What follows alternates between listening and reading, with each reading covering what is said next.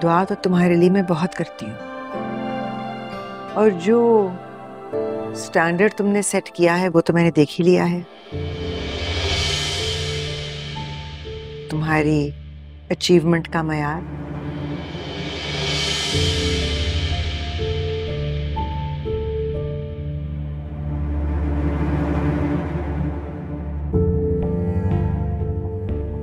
Mummy, क्या आपको अब तक करीम से कोई शिकायत है?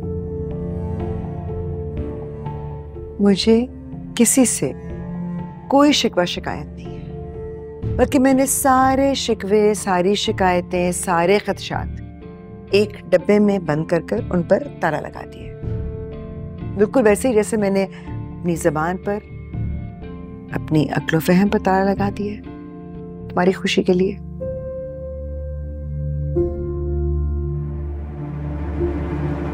वरना तुम क्या समझते हो फैज, तुम्हारी माँ को इंसानों की पहचान नहीं है? हरीम में ऐसा क्या है जो आपके खदशात की चिंगारियों को हवा देती है? आपकी अक्ल फहम क्या कहती है? आपकी इंसान शनासी क्या कहती है? मैं तुम्हारी दिल आज़ारी नहीं करना चाहती, लेकिन बात अगर मेरी अक्ल फहम और समझ बूझ पर आएगी तो फिर मैं झूठ तो नहीं बोल सकती। हरीम वो नहीं है जो तुम्हें नजर आती है। देखने में बहुत ही सादा और मासूम लगती है,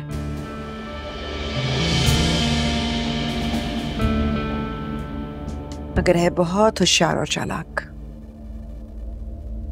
उसकी आंखों में जैसे एक चैलेंज है, डेयर करती है सबको।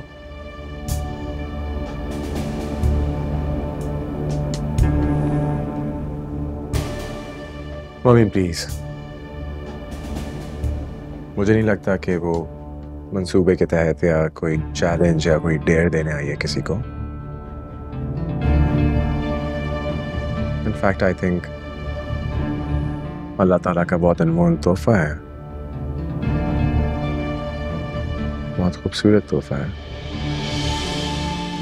इसलिए तो तुम्हारी खुशी और इत्मीनान की खातिर मैंने अपने सारे मनफी खदशात दबा दिए हैं, क्योंकि मैं तुम्हारी माँ हूं और माँ बेरहम नहीं होती। लेकिन वक्त बेरहम होता है, कभी ना कभी सच्चाई और असलियत को सामने लाकर खड़ा कर देता है। आपने ठीक कहा मम्मी, लेकिन मैं कहूंगा करेक्शन कर लें। वक्त बेरहम नहीं होता, इंसाफ पसंद होता है, फैसला कुन होता है। मुझे पता नहीं ऐसा क्यों लगता है, एक दिन जरूर आप अपनी जबान से इकरार करेंगी कि हरीम ने आपके सारे नजरिए गलत साबित कर दिया।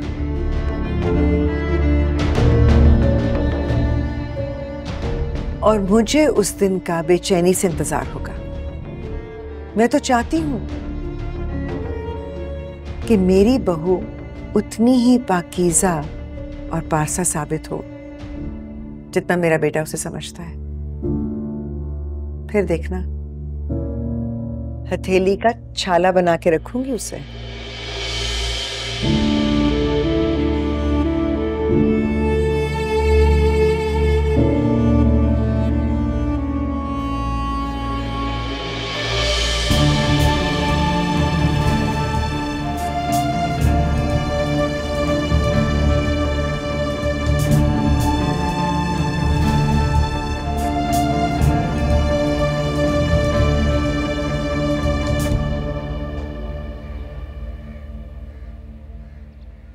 क्यों मेरी जिंदगी तबाह करने पे तुले हुए हो?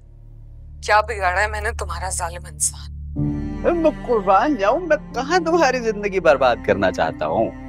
मैं तो अपनी जिंदगी आबाद करना चाहता हूँ। तुम अपने खामन के साथ हमेशा खुश रहो, लेकिन कुछ खुशियां ऐसी होती हैं जो खुद ब खुद मिल जाती, कुछ ऐसी होती हैं जिनका सदका दिया जाता है, और कुछ ऐसी होती हैं जिनकी कीमत अदा की जाती है। अब ये तुम्हारी मर्जी है कि तुम सदका समझ के इस फकीर की झोली भर दो या कीमत समझ के खरीद लो अपनी खुशियां इस ताजिर से। कान खोल के मेरी बात सुनो, ना तुम फकीर हो ना ही ताजिर, तुम एक लुटेरे हो, और लूटा हुआ माल कभी किसी को रास नहीं आता। तुम्हें देने के लिए मेरे पास एक पाई भी नहीं है। इतनी सी बात पे अपना बसा बसाया घर उजाड़ दोगी? मैंने मांगा ही क्या है तुमसे? महज 5 लाख। हालांकि मैं ये जानता हूँ कि तुम एक करोड़पति खानदान की बहू हो। ये रकम तो तुम्हारे और फाइज के ताल्लुक की मेल के बराबर। मैंने कहा ना, तुम्हें देने के लिए मेरे पास कुछ नहीं है। रही बात फाइज की, तो फाइज को तो अब मैं खुद बताऊंगी कि हाँ, मैं आई थी तुम्हारे घर तुमसे मिलने के लिए, लेकिन मेरी नीयत साफ थी और वजूद भी बेदाग है। और तुम्हें लगता है कि वो तुम्हारी बात पे यकीन कर लेगा? क्यों नहीं, मोहब्बत यकीन और एतबार का ही नाम है।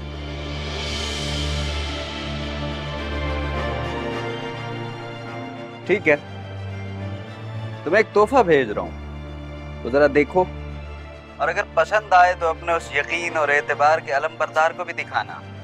फिर देखते हैं तुम्हारी किस्मत का सिक्का तुम्हें क्या दिखाता है, हेड्स या टेल्स।